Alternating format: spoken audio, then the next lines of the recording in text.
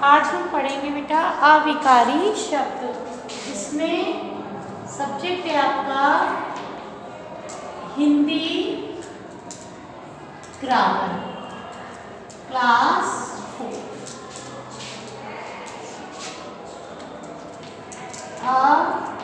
अविकारी शब्द क्या होते हैं? ऐसे शब्द जिनमें काल, वचन, लिंग आदि के कारण कोई परिवर्तन नहीं होता, उन्हें हम कहते हैं अविकारी शब्द या अवयव भी कहते हैं। ये 3 प्रकार के होते हैं। संबंध बोधक, जिनसे कि ऐसे अवयव जो वाक्य में आए संज्ञा सर्वनाम के साथ उसका संबंध दूसरे पदों से या वाक्य के दूसरे अंगों से प्रकट करते हैं, उन्हें हम कहते हैं संबंध बोधक। ठीक है, अब देखिए, जैसे झोपड़ी के भीतर अंधेरा है, झोपड़ी के भीतर अंधेरा है, पहले वाक्य में के भीतर, झोपड़ी के बाद आया है।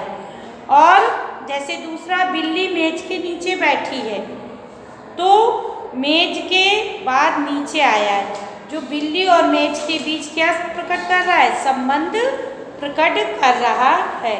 समुच्चय बोधक होते हैं, जो दो वाक्यांशों या 2 वाक्यों को आपस में जोड़ने का कार्य करते हैं। जैसे यह मंदिर है और वह मस्जिद है, लक्ष्य और सुहानी पढ़ रहे हैं, बच्चे और बूढ़े सो रहे हैं। अब है विस्मय बोधक, आश्चर्यचकित होना, जैसे हर्ष, शोक, घृणा, भय, लज्जा, खुशी आदि मन के भावों को प्रकट करते हैं, उन्हें क्या कहते हैं? हम समुच्चय बोधक कहते हैं। तो चलिए आज हम सबसे पहले पढ़ेंगे इस पाठ के प्रश्न उत्तर। ठीक है, क्वेश्चन आंसर लिखेंगे अविकारी शब्द के। लिखिए प्रश्न 1। सबसे पहले डेफिनेशन क्वेश्चन है,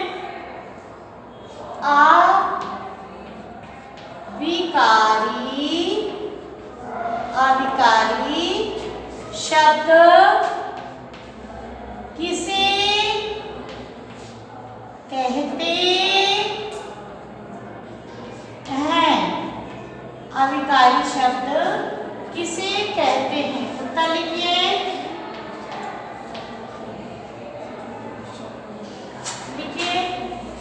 जिन शब्दों में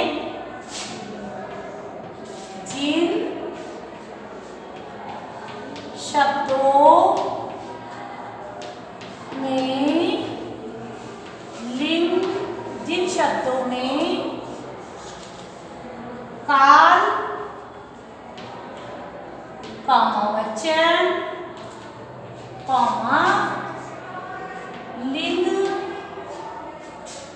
या कारक के कारण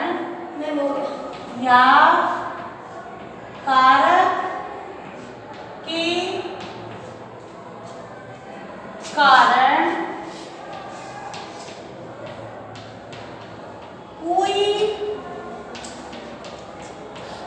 परिवर्तन नहीं होता, जिन शब्दों में काल, वचन, लिंग या कारक के कारण कोई परिवर्तन नहीं होता, उन्हें अवयव या अविकारी शब्द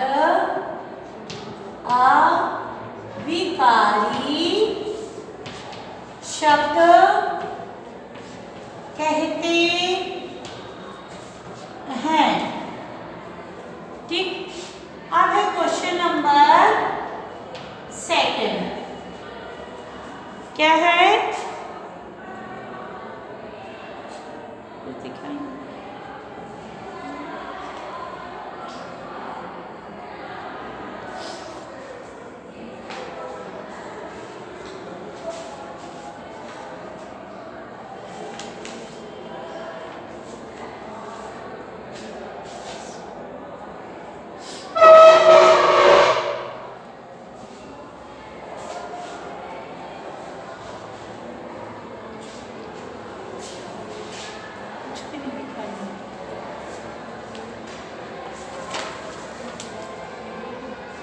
अविकारी शब्दों के कितने भेद हैं, नाम लिखिए।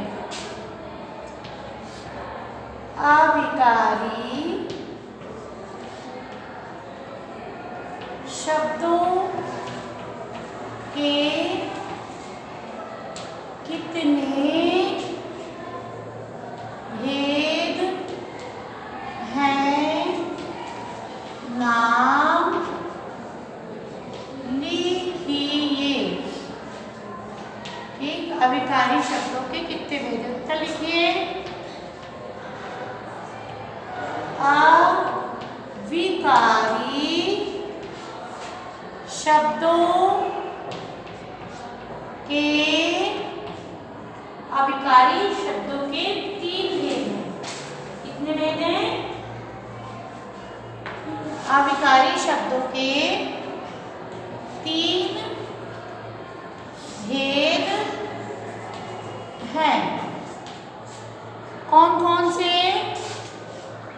पहला लिखिए, संबंध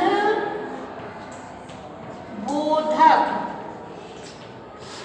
ठीक, सेकेंड नंबर पर लिखिए समुच्चय बोधक। और थर्ड नंबर पर लिखिए विस्मय बोधक। ठीक, अब प्रश्न नंबर है 3। क्या है प्रश्न 3? संबंध बोधक अवयव किसे कहते हैं? संबंध बोधक, संबंध बोधक अवयव किसे कहते हैं? किसे कहते हैं? इसका आंसर हम लिखेंगे। क्या है आंसर? आंसर लिखिए, जो अवयव शब्द वाक्य में आए संज्ञा या सर्वनाम के साथ आकर उसका संबंध दूसरे पदों से प्रकट करते हैं, उन्हें हम कहते हैं संबंध बोधक। लिखिए, जो अवयव शब्द वाक्य में आए संज्ञा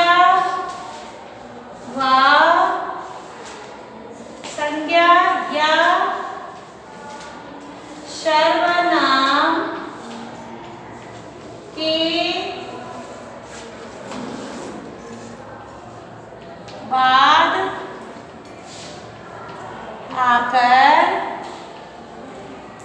उसका संबंध दूसरे पदों से प्रकट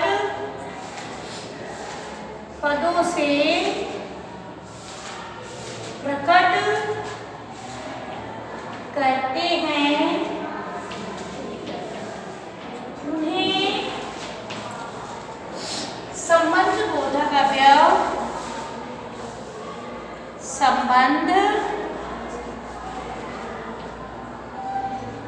उन्हें संबंध बोधक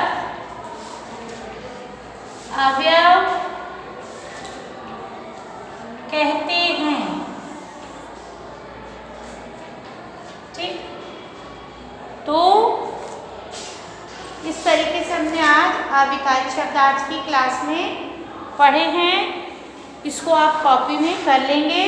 कल हम इसके कुछ एक्सरसाइज क्वेश्चंस देखेंगे। धन्यवाद बच्चों।